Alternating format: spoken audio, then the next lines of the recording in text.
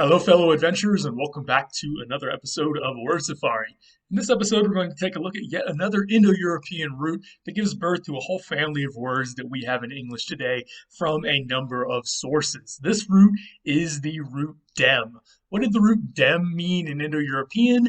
A number of things. Already in Indo-European, it was kind of a multifaceted root that kind of all centered around one semantic sphere. So what is that semantic sphere? It has something to do with organizing or arranging or building. But if you think about it, if you're the one who's doing the organizing or the arranging or the building, oftentimes you end up controlling things because you're controlling how things are organized and maybe even ruling things. And then to take that one more step further, if there's an area that you control or organize, and that's kind of your special area, that might be a good word to use for your house or your home or your property or something like that. So this root dem comes to mean house or property in a lot of Indo-European languages, but it also gives birth to words that have something to do with ruling or controlling, and these words really interact with each other in a really interesting way as we trace them throughout Indo-European. Now, one set of words in Latin and Greek that have something to do with house are the words domus, which is Latin, and domos, which is Greek. As you can tell, they're very similar. They're only one letter different. They're practically the same word because they both come from this Indo-European root dem. Now, in our last safari, we saw that sometimes roots could take on an O vowel instead of an A vowel, in other words, the letter E, in the middle of them. And we looked at one case this could happen previously, but we're going to look at another case this can happen here. This one's very simple. Sometimes if you just want to make a noun out of a root, you can take that E out and put an O in it instead and then add a noun root and just make a regular noun. So that's the reason you have an O in the dem root. It's domus and not demus, but it's definitely still the same root. This is a pretty normal thing you can do from time to time, at least in Indo-European. So what are some words we get from this word that really just means house, domos or domus in Latin or Greek? How about the word domestic? Domestic is a word we use all the time. It comes from the Latin word domesticus, which really just means belonging to the household. Not too complicated. We've actually extended the semantic sphere of this root a little bit because today it can mean pertaining to the house. Something domestic can have to do with your house, but it might have to do with your family or your group or even your nation. If you talk about domestic trade or something like that, it's the house or the home with reference to whatever nation you're talking about. So we have extended this a little bit, but the idea is still there. We have a word like domicile, which comes from the Latin domicilium, which just means a house dwelling. It's a place you live and it's in a house, not too complicated there. And we haven't extended that semantic sphere quite as much because it just means a living space, a place you live is a domicile, right? What about a dome? A dome actually comes from this, and this is a little bit different from house, but of course you can probably see the connection to house. This actually comes from the Greek word doma, which was a particular kind of roof of a house, oftentimes rounded or curved, and this is where we get the idea of a dome being kind of a rounded or a curved roof, maybe on a house, maybe on another kind of building. So this is a good place to start. This family of words right here that will kind of help us ease in a little bit into the dem root and see some of the things that it can do. So those are some very common Latin and Greek cognates. What about some native Germanic cognates from the dem root? Now, if you think back, if you remember many safaris ago at this point, we talked about Grimm's Law. I'll put the link up here if you want to refresh your memory and go back to that safari and look at it. Grimm's Law was a series of sound changes or mutations that happened from Proto-Indo-European to Germanic. In other words, they affected some sounds, including the sound D, and those sounds changed into Germanic. So if we want to find cognates of the dem root in Germanic, we're going to have to apply Grimm's Law. D becomes T. So we're going to be looking for words that start with T and then have a vowel and then have an M. And that's what those are going to be some of the cognates from the dem root in Germanic. One of them is actually tame. Tame is a really common cognate of the dem root in Germanic. Tame comes from the Old English word tome, which just means tame or not wild or something like that. So the semantics haven't changed that much. And today, of course, we use the word tame to mean domesticated. Now, if that sounds familiar from the last slide, it should, because we just talked about the word domestic on the last slide. But what is a verb that you can use in English to mean to bring something or somebody or some animal or whatever into your house to make them amenable to living with you, we have a word in English, and that's domesticate. But if you think about it, tame really means the same thing. If I'm domesticating an animal, if I'm taming an animal, the semantic sphere of those words is very similar, which is interesting because if you match them up, the dome part and the tame part are totally cognate. You just do Grimm's law, you change the D to a T, the vowel changes a little bit, the M is still the same. So it's not an accident that domesticate and tame both really mean very similar things, even though they are distant cousins that have been separated for at least 5,000 years. It's really interesting to see how language evolution sometimes doesn't even evolve that far. Okay, what's another word in Germanic that comes from the Dem root? It's going to start with a T, then have a vowel, then have an M. Something to do with building. How do you build houses? What material do you use to build houses or other buildings? That's right, timber. Timber actually comes from the Dem root. This was the same word, basically, timber. In Old English, it meant a building or a structure, so it didn't necessarily mean the material like we have today, although it could. Today, of course, specifically when we use the word timber, we mean it to refer to the actual building material that you use to build a house or another structure. So there you go. Tame and timber are two roots, or rather words, from the Dem root in the Germanic languages. And once you know Grimm's law, you can see them just fine. But you can see the controlling idea here and the building idea here that both come from this Dem root, ultimately way back in Indo-European. Let's go back to Latin and look at another word in Latin, domitare, which means to tame. And you can see the dome there right at the beginning. So again, it matches up very well with words like domesticate and words like tame, as we have seen. But we get some words in Latin, or rather in English, from these Latin words, like indomitable, that I have right here on your screen here. This just comes from a Latin compound, indomitabilis. And if you break that up, it makes sense. In means not, the domit part means tame, and the abilis part means able or able. So you put all of those things together. What does it mean if you are indomitable? It means you are untamable. It means you are unconquerable. And that's essentially what that word means, which makes sense once you break it up. Now, of course, Latin words passed into French. We're going to be seeing that throughout this safari. And as we know, when Latin words passed into French, they underwent more mutations, more sound laws that sometimes made them fairly unrecognizable. But with linguistics, we can reconstruct these things. So what's a word that came through French that actually comes from this same Latin word, but might look a little bit different now? That word is daunt. Daunt comes from the Old French daunter, which means to frighten or something like that. So domitare just became dompter. You can see how if you just run it together, take out the I in the middle, the M will assimilate to the N, change up some of the vowels, drop off the E at the end from domitare, you get dompter. And there you go. So that's where we get daunt from. It was borrowed into English from Old French. So if you daunt somebody today, you're taming their spirit. You're overcoming their spirit. You're making them afraid.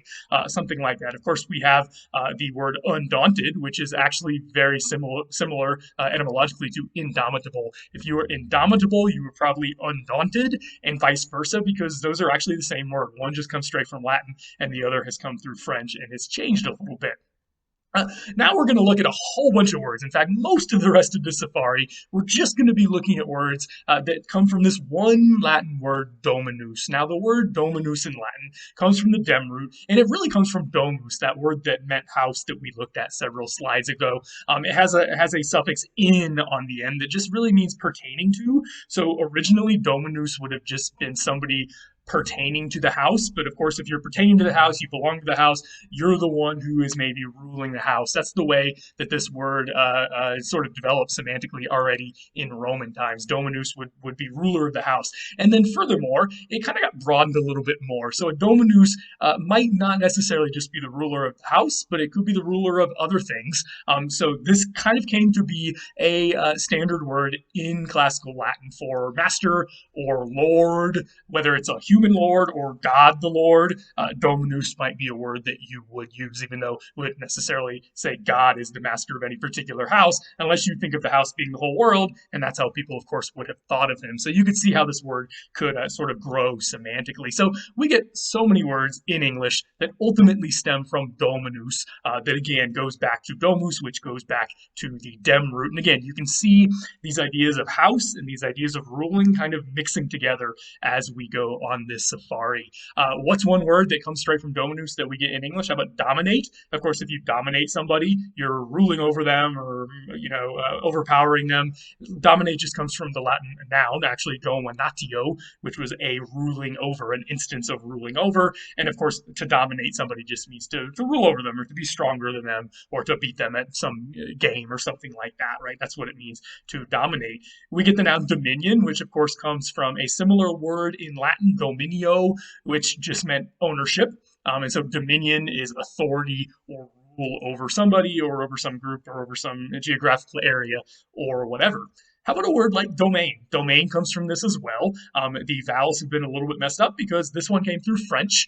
This was borrowed from Middle French domaine, which originally was an area that someone rules over, like some kind of lord or baron or somebody would rule over a domain, and that was his area that he ruled over. Today, of course, we use this word in a more general sense, not just an area somebody rules over, but any area that is governed by certain laws or people. Of course, this can be a math term, and so we've taken this into a lot of different subfields, but the original idea of it was the area that was ruled over by a particular dominus, was a domain.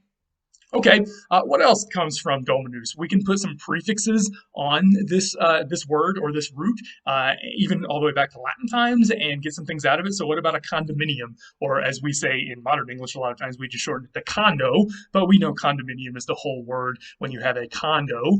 This comes from a Latin phrase, con plus dominio. Con means together or with, pretty common Latin prefix, and we've already talked about dominio, ownership. So a condominio in Latin would be a co-ownership. You can see the co there with cone, actually. A co-ownership and owning something together.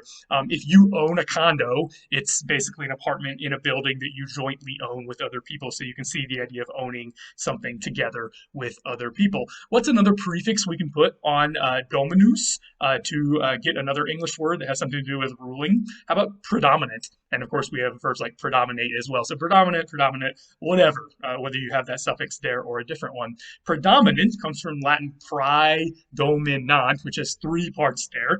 Literally, it means ruling before others. Okay, prae means before, domin means ruling, and then ant is the participial suffix in Latin, like ing.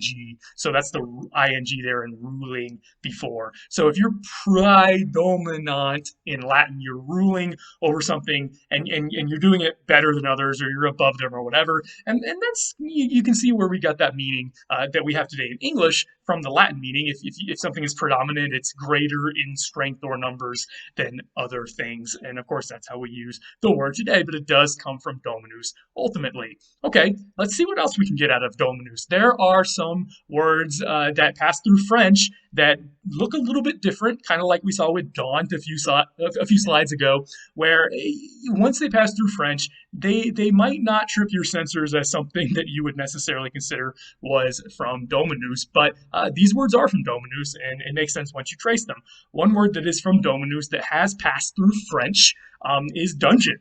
Dungeon still starts with a D, but the rest of it looks pretty different. So what happened there? Dungeon comes from the old French word donjon, and they would actually spell it this way. And sometimes you still see this spelling in English literature, especially older English literature. So what is a donjon? Originally, a donjon in Old French was a tower or a keep of a castle. What is a castle? It's just a house that somebody lives in, maybe, and it's ruled over by somebody. So you can already see the idea of a castle is circulating around this semantic sphere that we have been looking at. That explains the semantics originally of how a dungeon would be a place that you could rule over. It's very strong. It's maybe the basement of somebody's house if you consider a castle to be a house. Okay, what about the phonology here? In other words, how did the sound of this word change from dominus or dominio to dungeon? It does come from this Latin dominion with a noun ending we don't need to worry about, which again originally meant ownership or a ruling over, but the semantics evolved somewhat into Old French and then into English. So what happened with the sound here? Well, basically what happened is this would have been pronounced dominionem or whatever your suffix was.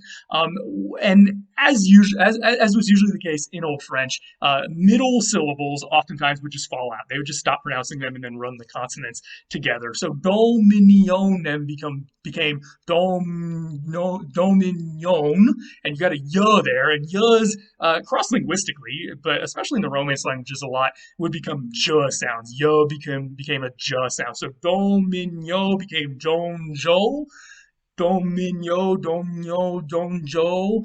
And that's where we get dungeon from, essentially, because it just kind of got run together. Even though, again, if you just look at dungeon and you look at dominion or dominus, those words don't really look that much alike anymore. But they actually are from the same root, and dungeon does come from dominus ultimately. Another word that sounds like this, that comes from French, that the semantics are even farther afield, that you really wouldn't guess comes from this, but does, is danger. Danger actually comes from this. Danger comes from the old French word danger, which, once you pronounce it that way, it's a little closer to the Latin, but still pretty far away. And then what about the semantics? As I just said, the semantics are pretty different here too, right? So what did danger mean in Old French? It meant the power, and specifically the power to harm. So our idea of danger today is that you are in danger of being harmed by somebody or something. It doesn't have to be some kind of active sentient force that might harm you. But the old French idea of danger was somebody's power to harm you. Somebody in charge could harm you, so you were in their power. You were in danger because they could harm you. So it was kind of a narrower semantic field than what we have today. Okay, going back to the phonology, like we saw with dungeon, what's going on with the phonology here? The word danger and the old French word danger actually comes from the Latin dominiarium. So once again, you had unstressed vowels in the middle of the word kind of fall out, and then you had y sounds become j sounds. So dominiar became donger, and the ending kind of dropped off there, which again, really normal from Latin to Old French that you would get endings kind of dropping off. So dominiar, donjar, donger, donger, danger. So that's basically it's again, it's a long process of evolution, but once you sort of see it sounded out and hear it sounded out, it makes sense to get from the Latin term through French to the modern English term, both with the complex phonological evolution and the complex semantic evolution. So lots going on here on this particular slide, thanks to our friends, the old French speakers. Let's go back to Dominus and extricate ourselves from the complexities of Old French and get some things that are straight from Latin, so they'll be a little less complicated than what we were just looking at. How about a phrase that we use a lot, AD, if you say we're living in some particular year, AD, or something happened in 2000 AD. What does the AD stand for? A lot of you probably know that it stands for a Latin phrase, Anno Domini. Anno means in the year, and Domini means of the Lord. So when you put those together, that's all that phrase means, in the year of the Lord. In other words, the idea of the AD dating system, as you probably know, is it is trying to date back to the birth or maybe incarnation of Jesus. I say maybe incarnation because the guy who invented it, this guy named Dionysius Exiguus, who was a monk living in what is now southeastern Europe, he actually came up with this dating system, as far as we know, on his own in the year 525. So 525 was the first time that this was used. If you do the math, you realize that there were a lot of years between the birth of Jesus and when this dating system was first come up with. He did the best he could, and he was also kind of vague with it because he wasn't even clear whether he was trying to date to the birth of Jesus or to the incarnation, aka conception of Jesus, which, as we know, would have been 9 months before. So it's not even clear which year we're actually trying to go back to, and this has created confusion ever since. Many scholars and many people in general believe that Jesus may have actually been born in something like 4 or 5 or even 6 BC, as we would call it today. And some scholars actually think it was later. Some scholars think it may have been as late as the year 6. So he was within 5 or 6 years, this monk who lived in the 6th century, which is not bad for not having the internet and access to really good libraries and things like that, even if he didn't quite get it exactly right. But anyways, that's what Anno Domini stands for, the year of the Lord, when Jesus was born. Of course, he was a Christian, and that's why he put Lord in there instead of just the year of Jesus or something like that. What are some other words that we get from Dominus? How about domino? domino, these tiles you play with. If you're not familiar with them for whatever reason, there's a picture of them right there. Domino is just from the Latin word domino, which of course is a form of dominus, and it means for the Lord or to the Lord. It's in the dative case if you know Latin or other languages with a dative case, like modern German, for instance. So it means for the Lord or to the Lord in Latin. This was the name of a particular kind of hood worn by priests, especially several hundred years ago. It was black, and the white dots on the domino may also be representing something about facial features or some other form on the robe.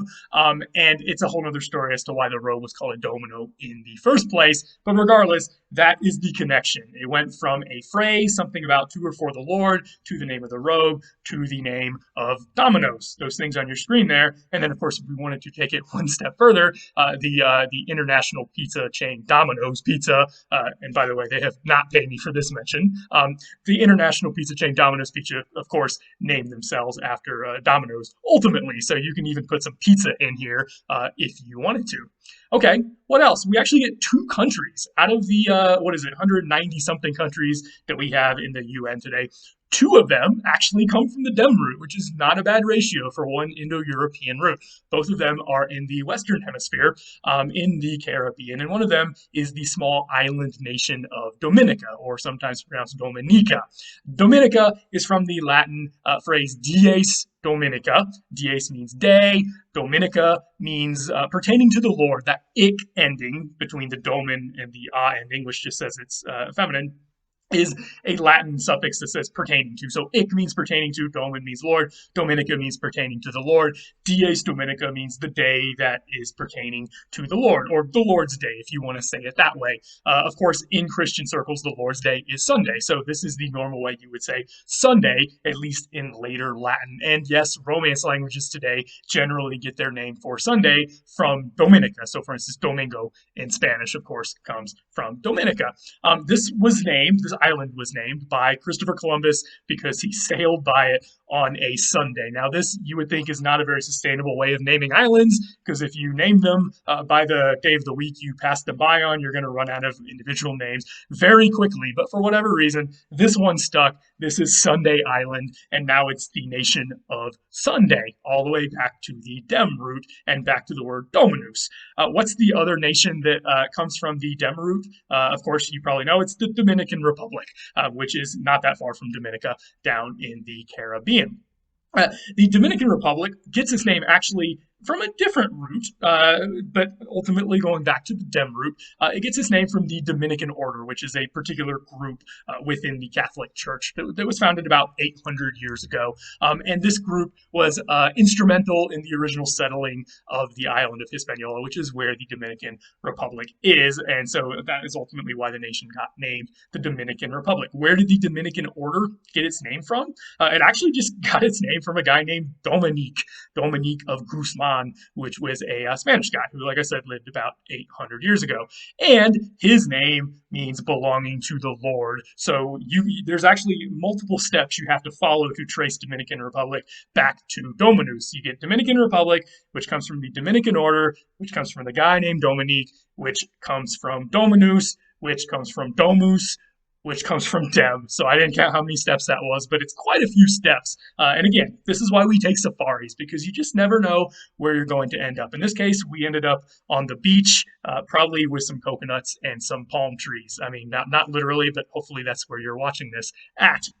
Okay, what else do we get from the word Dominus? We actually get a whole series of terms of respect from Dominus, because in the Romance languages, this word sort of gave birth to a lot of words that just sort of, a way you would refer to somebody, whether they're really a lord or not, whether they're really a master or not, whether they're really a ruler of a house or not. It's just a polite way of talking to people. So we get the word don, sometimes pronounced don in English.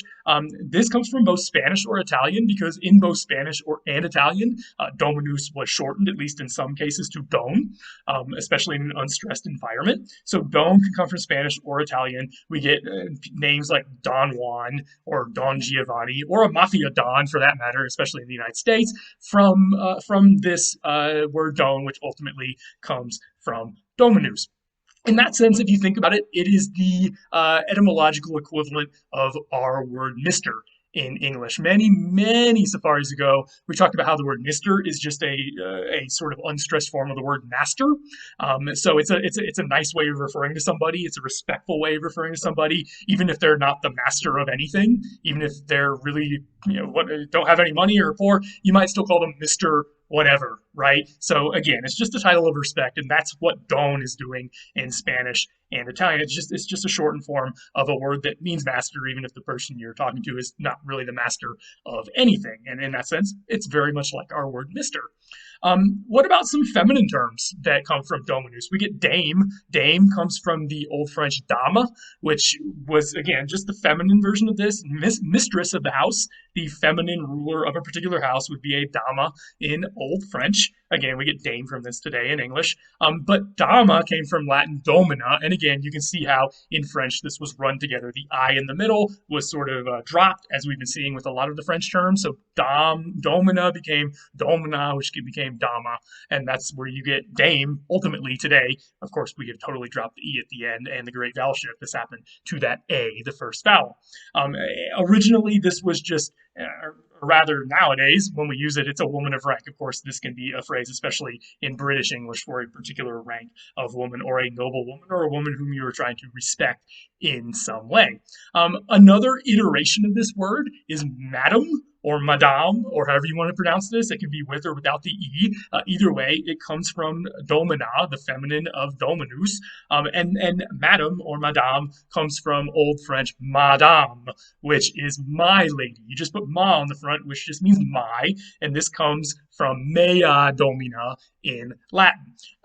And then another little interesting piece of evolution has happened in English, where a lot of times we will drop the D. Instead of madam, we'll just say ma'am, and we'll sort of draw out that vowel a little bit because there were two vowels there originally. In that sense, we're doing something pretty similar to what Old French did with a lot of consonants and a lot of syllables, where it just kind of drops things and smushes them together. We're doing that with the word madam every time we say ma'am. Every time you say yes, ma'am to somebody, you are saying something that used to be multiple syllables, but we're dropping the D and we're just getting a word like ma'am. Now, of course, in English today, ma'am and madam don't actually mean the same thing. So this is an interesting case where we've had some phonological evolution, and then the semantics have also kind of gone along with it, and the word is split into multiple words, where ma'am, madam, madame all actually kind of mean different things, even though they really all come from the same word. Ultimately, of course, if you say ma'am today, it's really just a respectful way of addressing a woman. It doesn't mean that the woman is the mistress of a house. It doesn't mean you're actually calling her a domina,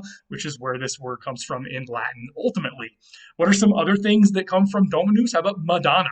Madonna is actually Italian, which is why more of it is left than in the French borrowings, because Italian did not erode its words from Latin as much as French did. So Madonna just means my lady. It's got the same ma as madame in French did, and donna just comes from domina. You can see that Italian rather has dropped the I in the middle and run things together. That first N is what's left of the M, and the second N is what's left of the N in the original Latin word domina. So mea domina got run together to Madonna.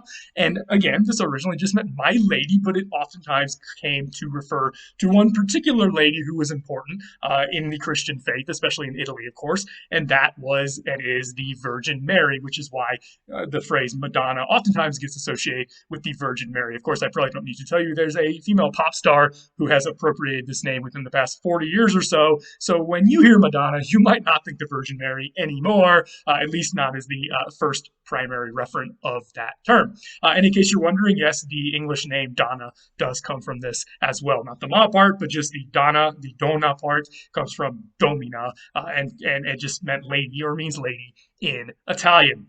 So as you can see, we got so many words from Dominus. I mean, we've just spent, I don't know how many slides on some things from Dominus, but let's round out this safari by looking at a few more words that come from Greek. because Greek is a good place to end, that still come from the Dem root and have something to do with power or control over a house or something bigger. How about a word like despot? Despot comes from the ancient Greek despotes, which just meant a master of a household or an absolute ruler. Originally, this word didn't necessarily have to have the negative connotations that it does have today, but those were already developing in the ancient period, where if you call somebody a despotes, it might not necessarily be a positive thing. And of course, today, when we use the word despot, we are not usually using it, if ever, in a positive sense. Where does despot come from? Des comes from dems, which is the genitive form of the root dem. You just put an S on it in Indo-European. So it means of the house, pertaining to the house. And pot is an Indo-European root that we might have to do a safari on down the road because it comes up in a lot of things. And it's a root that basically just means power. Potential is a word that we get from the pot root. So a despot literally means somebody who is in power over the house. So again, you can see, kind of like we've been seeing this whole safari, that these words for house and these words for control are really tightly wound up within each other in these words from all over the Indo-European language family. Again, today we use this to mean a tyrannical ruler, but that's not the original etymological meaning of it. It has kind of developed in that direction over the past, say, 2,500 years. Finally, we're going to look at two more words that you are probably familiar with that come from Greek, that come from the Dem root, that are going in a direction you might not have predicted. One of them is adamant. Adamant is an adjective that we have in English today, but it comes from Greek. It comes from adamant with an ending. And this was a noun originally in Greek that meant the hardest metal. The hardest metal that they could conceive of would be adamant. Now, why did they give it that name? Let's break it down. Means not. And dom is the dem root in disguise, but not really in much of a disguise there. The vowel's a little bit different. So dom is to conquer or to overcome or to rule. So if something is adamant, it's unconquerable, which is why they would give this name to a very hard metal. Today in English, we use this adjective meaning unwilling to yield. If you're adamant about something, then you are unconquerable about it. It doesn't matter what anybody says. You are not going to change your mind. One more word that comes from this that I guarantee you have heard of and that you may be wearing one of right now is diamond. Diamond actually comes from the Dem root through Greek. Ultimately, we got it in English from the Old French diamant. And the Old French diamant comes from the Latin adamant, which of course comes from the Greek adamant. So you can see the connection there once we take it back to Latin. It's just a gem of unyielding strength. So just like adamant was this metal that the Greeks thought of, that was the hardest metal they could think of, a diamond is, of course, as we know, a very, very hard mineral. It's a very, very hard substance. Even though it's not a metal, it's a mineral. It's a gemstone. And that's where it gets its name, because it is unconquerable. It cannot be conquered. If we put this into Germanic and did Grimm's Law, we would call it a tamend, and because it's untamable. It's not something you can tame. You cannot tame it by hitting it. You can't do really much to it because it is such a hard substance. So we've come full circle back around to where we started. Can you think of any other words that come from the Dem root? I have left some out, as normal with these safaris. I can't fit everything in. I would like to think that I fit most of the good stuff in, but if you think there's anything else that was worth talking about, let me know in the comment section. See you next time.